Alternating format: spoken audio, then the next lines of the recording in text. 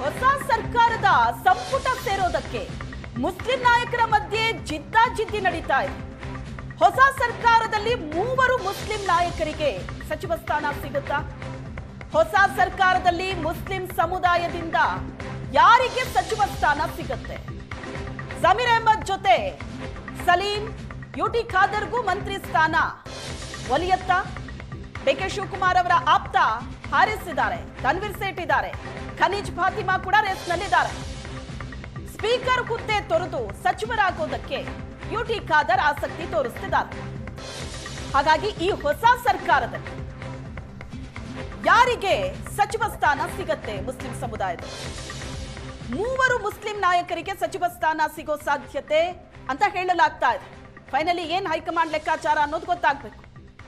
ಈ ಬಗ್ಗೆ ಹೆಚ್ಚಿನ ಡೀಟೇಲ್ಸ್ ಅನ್ನ ಕೊಡ್ತಾರೆ ನಮ್ಮ ಪ್ರತಿನಿಧಿ ಮಾರುತೇಶ್ ಇದ್ದಾರೆ ಸಂಪರ್ಕದಲ್ಲಿ. ಮಾರುತೇಶ್, ಈಗ ಸಚಿವಗಿರಿ ಅಂತ ಅಂದಾಗ ಅದು ಸಮುದಾಯವಾರು, ಪ್ರಾಂತ್ಯವಾರು, ಹಿರಿತನದ ಆಧಾರದ ಮೇಲೆ ಹಂಚಿಕೆ ಆಗತ್ತೆ.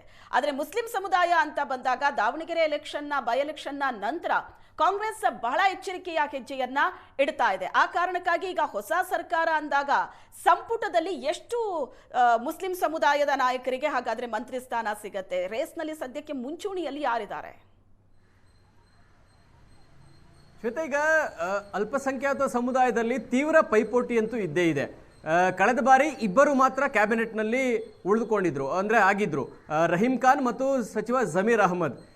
ಈಗ ದಾವಣಗೆರೆಯಲ್ಲಿ ಟಿಕೆಟ್ ಕೊಟ್ಟಿಲ್ಲ ಅನ್ನುವಂಥ ಅಸಮಾಧಾನ ಒಂದು ಕಡೆ, ಇನ್ನೊಂದು ಕಡೆ ಸಮುದಾಯವನ್ನು ಕಡೆಗಣಿಸಿದ ಈ ಸರ್ಕಾರ ಬಂದ ಮೇಲೆ ಅಂತೇಳಿ ಬಹಿರಂಗವಾಗಿಯೇ ಸಮುದಾಯದ ಧಾರ್ಮಿಕ ಮುಖಂಡರೆಲ್ಲರೂ ಬಹಿರಂಗವಾಗಿ ಸುದ್ದಿಗೋಷ್ಠಿ ನಡೆಸಿ ಸರ್ಕಾರಕ್ಕೆ ಎಚ್ಚರಿಕೆ ಕೊಟ್ಟಿದ್ರು. ಸೊ ಈಗ ಈ ಎಲ್ಲ ಬೆಳವಣಿಗೆಗಳಿರುವ ಕಾರಣಕ್ಕಾಗಿ ಈ ಬಾರಿ ಒಂದು ಸಚಿವ ಸ್ಥಾನ ಹೆಚ್ಚುವರಿಯಾಗಿ ಸಿಗಬಹುದು ಅನ್ನುವಂಥ ಲೆಕ್ಕಾಚಾರಗಳನ್ನು ಹೇಳಲಾಗ್ತಾ ಇದೆ. ಒಂದು ಹೆಚ್ಚುವರಿ ಸಿಗಬೇಕು ಅಂತ ಹೇಳಿದ್ರೆ ಈಗ ಇರ್ತಕ್ಕಂಥವ್ರನ್ನು ಕೂಡ ಕ್ಯಾಬಿನೆಟ್ನಿಂದ ಕೈ ಬಿಡಬೇಕಾದಂಥ ಪರಿಸ್ಥಿತಿ ಇದೆ. ಹೀಗಾಗಿ ಅವರನ್ನು ಕ್ಯಾಬಿನೆಟ್ನಿಂದ ಕೈ ಬಿಟ್ಟರೆ ಪರ್ಯಾಯವಾಗಿ ಅವರಿಗೆ ಯಾವ ಅವಕಾಶಗಳು ಸಿಗುತ್ತೆ ಅದು ಕೂಡ ಪ್ರಶ್ನೆ ಆಗುತ್ತೆ. ಈಗ ಇರುವಂಥ ಲೆಕ್ಕಾಚಾರವನ್ನು ಗಮನಿಸಿದಾಗ ಸ್ವಲ್ಪ ಸೀನಿಯಾರಿಟಿ ಅಂತ ನೋಡಿದ ಸಂದರ್ಭದಲ್ಲಿ ಯುಟಿ ಖಾದರ್ ಸ್ಪೀಕರ್ ಆಗಿದ್ದಾರೆ. ಅವರು ಸ್ಪೀಕರ್ ಆಗಿ ಮುಂದುವರಿಯೋದಕ್ಕಿಂತ ಹೆಚ್ಚು ಸಚಿವರಾಗಬೇಕು ಅನ್ನುವಂಥ ಬಯಕೆಯನ್ನು ಇದೆ.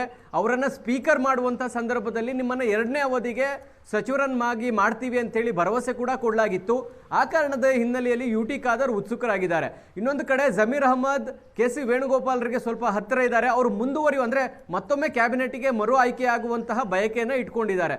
ಇನ್ನೊಂದು ಕಡೆ ರಿಜ್ವಾನ್ ಅರ್ಷದ್ ರಾಹುಲ್ ಗಾಂಧಿ ಅವರಿಗೆ ಬಹಳ ಹತ್ತಿರ ಇರುವಂಥವ್ರು. ಕರ್ನಾಟಕದಲ್ಲಿ ರಾಹುಲ್ ಗಾಂಧಿಯ ಒಂದು ಟೀಮ್ ಅಂತ ಏನು ಕೆಲಸ ಮಾಡ್ತಾ ಇದ್ದಾರೆ, ಅವರ ಆ ಟೀಮ್ನಲ್ಲಿ ಗುರುತಿಸ್ಕೊಂಡಿರ್ತಕ್ಕಂಥವ್ರು ರಿಜ್ವಾನ್ ಅರ್ಷದ್. ಅವರು ಕೂಡ ತಮ್ಮ ಪ್ರಯತ್ನವನ್ನು ಕೃಷ್ಣ ಬೈರೇಗೌಡರ ಮುಖಾಂತರ ಮಾಡುವಂಥ ಪ್ರಯತ್ನಗಳನ್ನು ಅವರು ಮಾಡ್ತಾ ಇದ್ದಾರೆ. ಹೀಗಾಗಿ ಅಲ್ಪಸಂಖ್ಯಾತ ಸಮುದಾಯದಲ್ಲಿ ಸಚಿವರಾಗುವವರ ಸಂಖ್ಯೆಯೂ ಕೂಡ ಜಾಸ್ತಿ ಇದೆ. ಇನ್ನೊಂದು ಕಡೆ MLC ಆಗಿರುವಂಥ ಸಲೀಂ ಅಹ್ಮದ್ ಪರಿಷತ್ನ ಮುಖ್ಯ ಸಚೇತಕರಾಗಿದ್ದಾರೆ. ಅವರು ಕೂಡ ದಾವಣಗೆರೆ ಚುನಾವಣೆಯ ಜವಾಬ್ದಾರಿಯನ್ನು ತೆಗೆದುಕೊಂಡಿದ್ರು, ಗೆಲ್ಲಿಸ್ಕೊಂಡು ಬಂದಿದ್ದೀವಿ, ನಮಗೂ ಕೂಡ ಅವಕಾಶವನ್ನು ಮಾಡಿಕೊಡಿ, ಈಗ ಪದೇ ಪದೇ ಕೊಡುವಂಥವ್ರನ್ನ ಕೈ ಬಿಟ್ಟು ಅವಕಾಶ ಮಾಡಿಕೊಡಿ ಎನ್ನುವಂಥ ಡಿಮಾಂಡ್ ಸಲೀಂ ಅಹ್ಮದ್ ಕೂಡ ಮಾಡ್ತಾ ಇದ್ದಾರೆ. ಅಂದರೆ ಅವರಲ್ಲೂ ಕೂಡ ತೀವ್ರವಾದಂಥ ಪೈಪೋಟಿ ನಡೀತಾ ಇದೆ.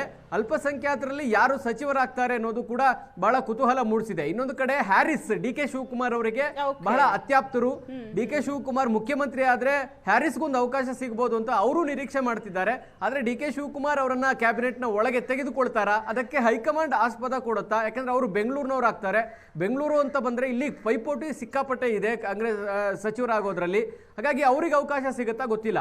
ಆದರೆ ಅಲ್ಪಸಂಖ್ಯಾತ ಸಮುದಾಯದ ಮುಖಂಡರ ನಡುವೆ ಇಂಥೊಂದೊಂದು ತೀವ್ರ ಪೈಪೋಟಿ ನಡೀತಾ ಇದೆ ಅಂತ ಹೇಳಿದ್ರೆ ಅಷ್ಟರ ಮಟ್ಟಿಗೆ ಅಲ್ಪಸಂಖ್ಯಾತ ಮುಖಂಡರ ಎಮರ್ಜ್ ಆಗ್ತಾರೆ ಮುಂದಿನ ರಾಜಕೀಯ ಭವಿಷ್ಯದ ದೃಷ್ಟಿಯಿಂದಲೂ ಕೂಡ. ಶ್ವೇತಾ, ಥ್ಯಾಂಕ್ ಯು ಮಾರುತೇಶ್, ನಿಮ್ಮೆಲ್ಲ ಡೀಟೇಲ್ಸ್ಗೆ.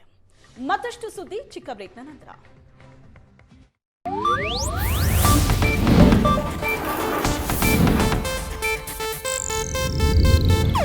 ಇದು ಏಷ್ಯಾನೆಟ್ ನ್ಯೂಸ್ ನೆಟ್ವರ್ಕ್ ಪ್ರಸ್ತುತಿ.